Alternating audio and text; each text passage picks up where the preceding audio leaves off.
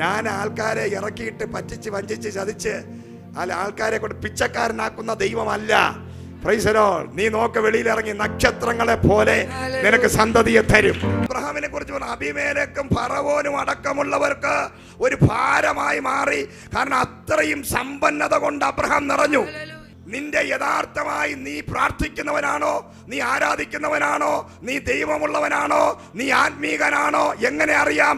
ഭൗതികമായിട്ട് ഭൂമിയിൽ വെച്ച് തന്നെ അതറിയാം. നിന്റെ അകത്ത് ദൈവമുണ്ടെങ്കിൽ നിന്റെ പുറത്തത് വെളിപ്പെട്ടു വരും.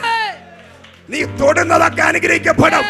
നീ അകത്ത് വരുമ്പോൾ അനുഗ്രഹിക്കപ്പെടും, പുറത്തു പോകുമ്പോൾ അനുഗ്രഹിക്കപ്പെടും. നിന്റെ കൃഷിയിടം അനുഗ്രഹിക്കപ്പെടും. അതിനെന്താ പറയുന്ന? നീ യഹോവയുടെ വചനം കേട്ട് നീ അനുസരിച്ച്, എൻ്റെ കൽപ്പനകൾ അനുസരിച്ച് നീ ഇടത്തോട്ടോ വലത്തോട്ടോ മാറാതെ നടന്നാൽ ഞാൻ നിന്നെ അനുഗ്രഹിക്കും.